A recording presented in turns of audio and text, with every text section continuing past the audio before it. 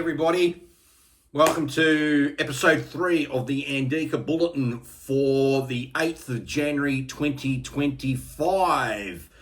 Okay, so the ASX 200 right at the moment is down about 12 points at 8,272 points, which is a bit surprising. We're not off a little bit more considering Wall Street last night was down. The Dow was down about 178 points. NASDAQ again, the tech sector down 375 points or about 1.9%.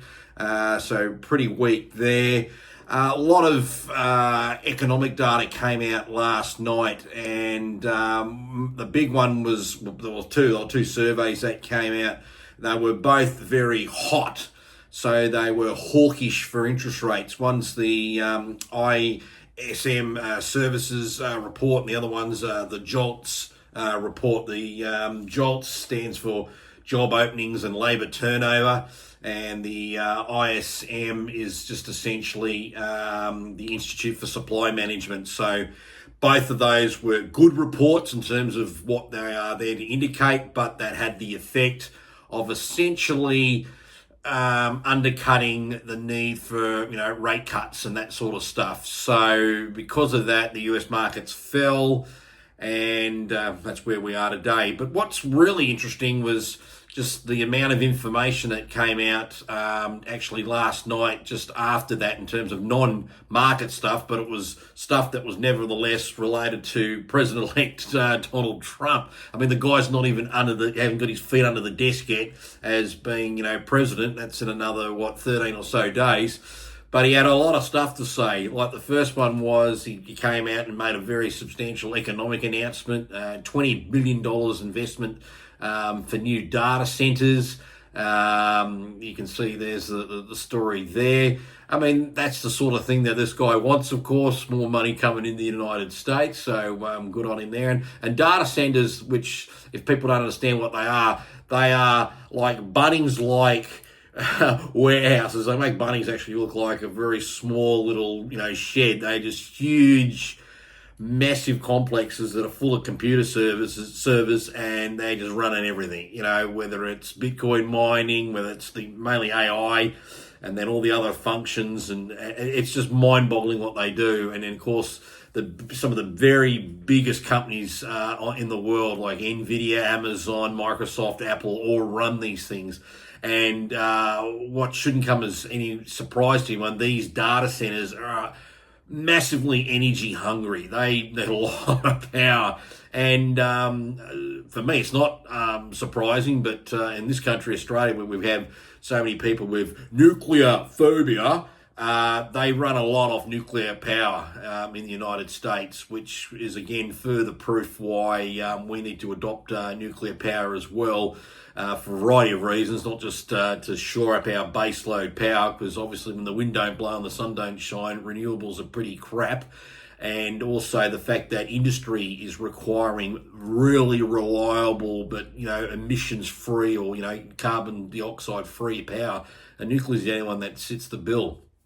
So that's a big development there. But there were some great things. This is in Trump style, like Trump again, interest rates are far too high, reiterates he'll reverse any offshore drilling bans. Apparently Biden's planning to pass a presidential order to ban certain places where Trump wants to go back to drill, baby, drill. He goes, something will have to be done with Canada and Mexican trade. No kidding. I mean, he's already seen Trudeau, the Prime Minister of Canada, pull the plug because he's no longer liked. I tell you what, I wonder if Elbo's watching. Message there for you, mate. This is gold. We'll change the name of the Gulf of Mexico to the Gulf of America. Yes, he can rename the Gulf. There's a story there.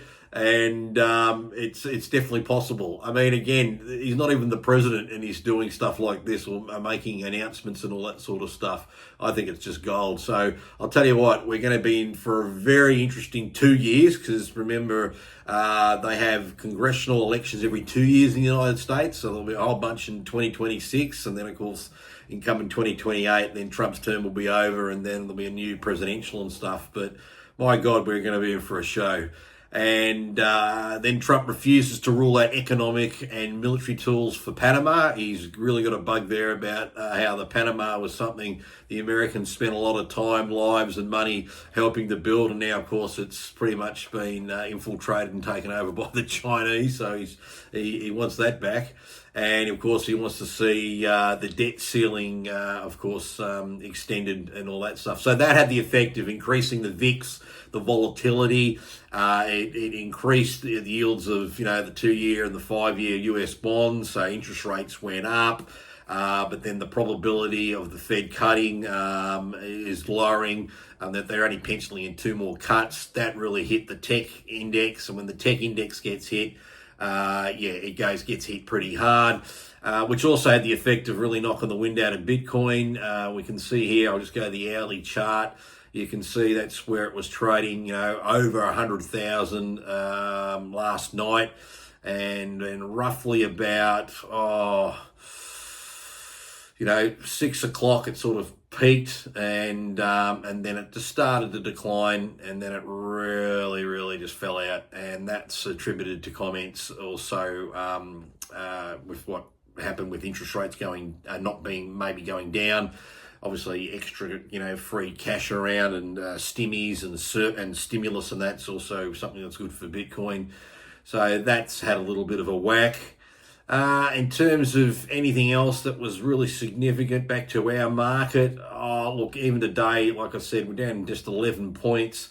Today we see a little bit of money's come back into the resource stocks, and a little bit of money's come out of the banking stocks.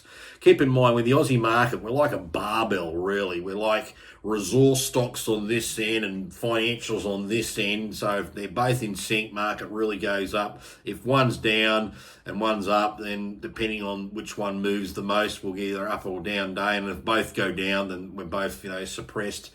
So really not much in there. Stocks that I'm just keeping an eye on.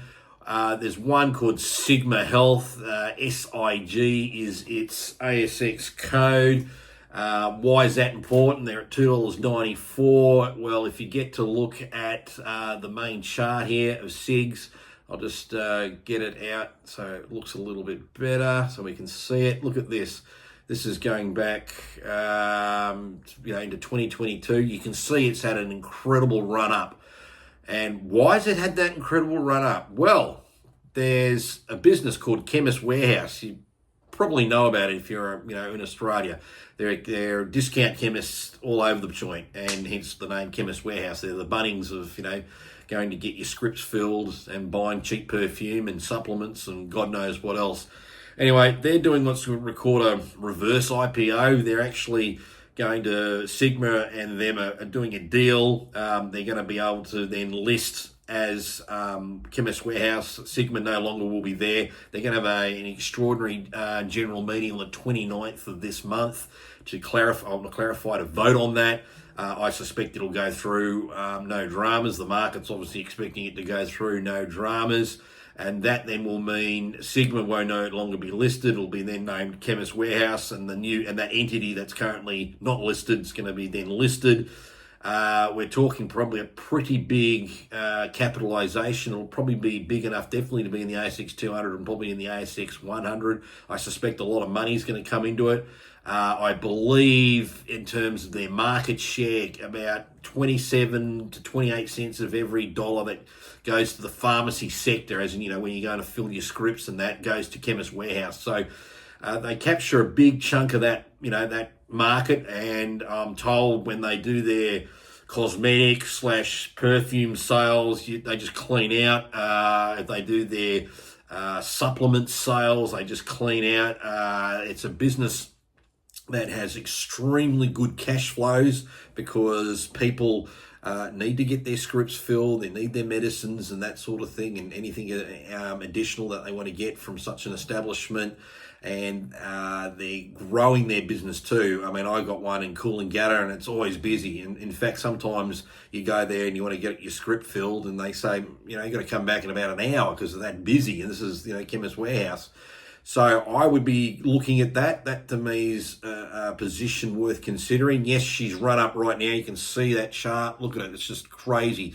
I mean, if you were back in 2023, and you're looking at the Sigmas back then, what were we looking at as a price there? 59 cents compared to where they are today at $2.95. But that's because it's all priced in. The ACCC, I think it was back in November last year, gave the final approval so they can basically merge in and become listed. And I just think with very little new listings coming into the market will have an appetite for it. And I think good money will just flow into it. But I like the idea of the cash flow that's there. That's important. It'll probably then support the idea that they'll be able to pay probably relatively good dividends. And I suspect with their rollout, as in more Chemist Warehouses to roll out across Australia, the growth potential's there. Just remember there was a takeaway joint, Guzman's and Gomez, sells chimichangas and tacos and stuff. And their stock went absolutely bananas when they listed, GYG, and that's their ASX code. And let's have a look at that on the chart. It's just bonkers. This is, like I said, in the fast food trade. We'll just get that chart so it's a bit more realistic. They listed when they first came on the market. That was at $22 there. Moved to 30, up, down. Look at that. They've been as high as 42. They've been as nearly as high as 45. And right now they're $39.54.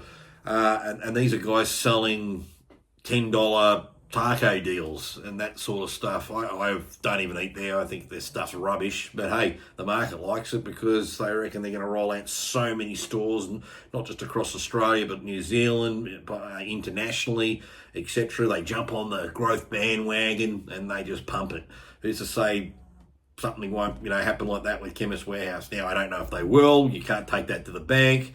But I think the market is just starved for quality listings, that is, and I think that one we'll be looking at. So if you want to get a position ahead of their EGM, you can buy Sigmas. My understanding is for the conversion rate is 14.25%. So when the new entity comes in, the Sigma shareholders will get 14.25% of the combined new Chemist Warehouse business. So basically, if you own 7,020 Sigma shares based on that 14.25 percentage, it could equate to 1,000 shares in Chemist Warehouse. That's how that math will work out then. But otherwise, wait until the EGM goes through. Make sure the shareholders accept it, and then there'll be a prospectus issued to inform the market. I don't suspect there'll be much stock available because most of it's going to come through the IPO process through here, but there'll probably be people selling down within the company, so there'll be some degree of liquidity. That's definitely one to watch. Really gone over time, 13 minutes. Anyway, I hope you're now a subscriber on YouTube, so you can subscribe to this channel. Then you can also write comments below. Important you tick the like button, keeps the algo going. It means people can find me easily on YouTube. And until next time, we'll catch you later, and good trading, and we'll talk tomorrow. See you later.